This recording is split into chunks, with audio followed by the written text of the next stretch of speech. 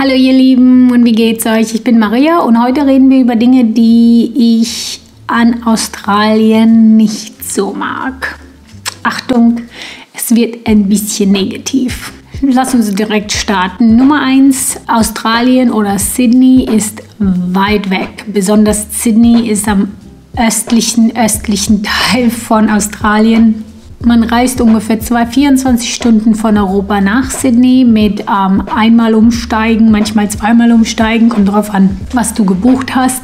Das heißt, einfach mal so nach Europa fliegen, deine Familie sehen, ist nicht so einfach geplant und es ist meistens sehr, sehr teuer. Das heißt, wenn du schon nach Europa fliegst, dann musst du mindestens 3 Wochen einplanen, weil du ungefähr 3 Tage brauchst, um über den Jetlag drüber hinwegzukommen. Ja, es ist schade, dass es halt so weit weg ist. Natürlich kannst du in Australien regional sehr viel reisen. Du kannst zwischen den Staaten sehr gut reisen, aber wenn du halt doch sehr viel Heimweh hast und nah an deiner Familie bist, wirst du das schon sehr merken, dass du nicht einfach mal ins Flugzeug springen kannst und deine Familie am Wochenende sehen kannst. Nummer 2 ist das arschlamme Internet. Ja, die arbeiten daran, dass das Internet schneller wird. Ich habe ja das Glück, in einem Neubau zu leben mit, Lichtfaser oder Glasfaser-Internetverbindung. Das heißt, mein Internet ist ziemlich schnell, aber wir sind halt auch nur 2 Leute hier zu Hause und zu zweit geht das Internet. Aber ich weiß, dass viele meiner Freunde, die auch YouTube machen, deren Videos dauern manchmal die ganze Nacht, um diese hochzuladen zu YouTube oder YouTube lädt nicht oder sonst irgendwas. Das Internet hier in Australien ist arschlahm. Nummer 4 ist das Mietrecht für Mieter ist begrenzt. Hier wird immer der Vermieter bevorzugt als der Mieter. Als Mieter darfst du hier nichts machen, du darfst nichts an der Wohnung machen. Ich werde euch hier ein Video verlinken, wo ich genau darauf eingehe, was passiert, wenn du hier in Sydney mieten möchtest. Meistens arbeitest du mit einer Agentur zusammen. Das heißt, wenn du irgendwas an der Wohnung ändern möchtest, musst du erst die Agentur anrufen. Die Agentur redet dann mit dem Vermieter. Die haben das also hier gemacht, dass du hier wirklich keine Beziehung mit dem Vermieter hast, aber der Vermieter hat halt mehr Recht als du, das heißt, er kann dich rausschmeißen, wann auch immer der will. Hier gibt es zwar 6 und 12 Monatsverträge, aber sobald die auslaufen, können sie dich fristlos kündigen. Dann musst du innerhalb eines Monats meistens ausziehen. Hier ist keine 3 Monate Kündigungsfrist. Meistens nach 4 Wochen musst du hier ausziehen. Nummer 5. Und das ist ein Dorn in meinem Auge, das sind die Lieferkosten, wenn man irgendwas auswärts von Australien bestellt. Und zwar, wenn du von Internetseiten natürlich innerhalb Australiens bestellst, sind die Lieferkosten normal. Wenn du Sachen aus Amerika bestellst, dann kann es manchmal sein, dass die Lieferkosten mehr sind als das eigentliche Gut, das du kaufst. Ich weiß. Es liegt halt auch daran, dass viele Lieferfirmen einfach den Aufwand, der mit sich kommt, um nach Australien zu verschicken, einfach nicht auf sich nehmen möchte. Und deswegen schrauben die Preise einfach absolut in die gigantische Höhe.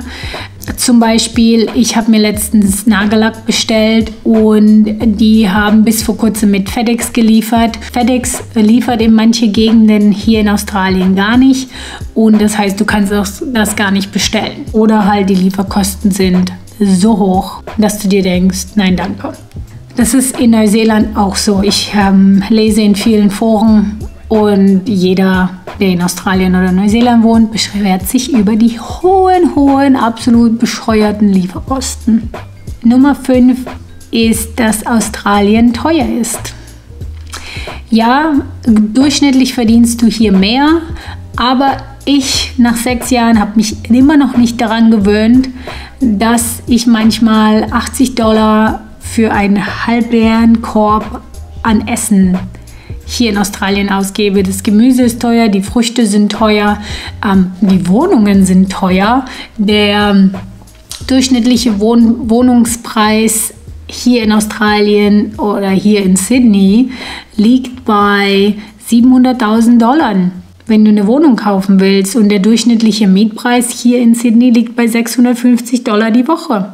Es wägt sich aus, aber wenn man aus Deutschland oder Europa kommt, dann, ich finde, man gewöhnt sich halt nicht wirklich dran. Vielleicht muss ich hier 25 Jahre leben, bis ich mich daran gewöhnt habe. Nummer 6 ist, Busse haben keine Durchsagen. Ich weiß nicht, ob das Sydney speziell ist, aber unsere Busse haben hier keine Durchsagen. Du musst wissen, wo du aussteigen musst oder wie viele Busstoppe du abfahren musst, um an deiner Destination anzukommen. Am Anfang habe ich immer Google Maps benutzt. Du hast ja diesen blauen Punkt, der dir folgt auf Google Maps. Und dann habe ich gewusst, da muss ich aussteigen. Und da habe ich den Knopf gedrückt, dass die mich rauslassen. Ich habe keine Ahnung. Da ist keine Durchsage, aber auch kein Schild, das sagt, das ist der nächste Stopp, das ist der nächste Stopp oder sonst irgendwas. In meiner Meinung, wir sind so innovativ hier in Australien oder in Sydney, aber Busse haben keine Durchsage. Nummer 7 sind die Ladenöffnungszeiten. Läden, außer Supermärkte, machen hier um 6 Uhr schon zu. Manche um 7, manche um halb 7, manche um halb 8, aber generell machen hier Läden um 6 Uhr dicht. Das heißt, wenn du bis 6 Uhr arbeitest, kannst du nicht noch kurz shoppen gehen. Wir haben einen Tag die Woche, da ist lange Öffnungszeiten und das ist ein Donnerstag. Da gibt es ein deutsches Wort dafür, aber ich weiß jetzt nicht, wie das heißt. Ich erinnere mich, in den 90ern hatten wir das, wo der Supermarkt, der normalerweise was um 6 zumacht, bis um 8 offen hatte. Aber donnerstags haben die Läden bis um 9 auf. Jetzt mit Corona haben sie eigentlich meistens auch nur bis um 8 auf, weil Leute einfach nicht in der Stadt sind. Und Nummer 8 ist die Feiertags-Surcharge. Also, das ist nur schlecht für die Leute, die am Feiertag ins Restaurant gehen zum Essen. Es ist aber gut für die Leute, die im Restaurant arbeiten. Und zwar, hier hast du die ganz normalen Gehälter, Montag bis Freitag. Montag bis Freitag nach 8 und am Samstag bekommst du auf die Stunde einen halben Lohn mehr. Das heißt, wenn du $5 in der Stunde verdienst, dann nach 8 und am Samstag, dann bekommst du $57 die Stunde. Und sonntags müssen die den Arbeitnehmern doppelt bezahlen. Das heißt, wenn du $5 normalerweise verdienst die Stunde, dann bekommst du sonntags $10 die Stunde. Das sind nicht die richtigen Zahlen, aber ich nehme das jetzt einfach nur dass es einfacher zum Rechnen ist. Feiertage gelten wie Sonntage, das heißt, Arbeitgeber müssen deren Arbeitnehmern doppelt die Stunde bezahlen. Und was die Arbeitgeber halt tun, ist, dass wenn ich ins Restaurant gehe und für $50 esse, dann machen die 10% Surcharge drauf. Das heißt, ich muss $50 plus 10% bezahlen, weil die ihre Arbeitnehmer bezahlen müssen. Ich hoffe, das macht Sinn. Es ist gut für die Arbeitnehmer, es ist halt schlecht für die Leute, die ausgehen möchten und am Feiertag nicht kochen möchten, aber dafür auswärts essen möchten.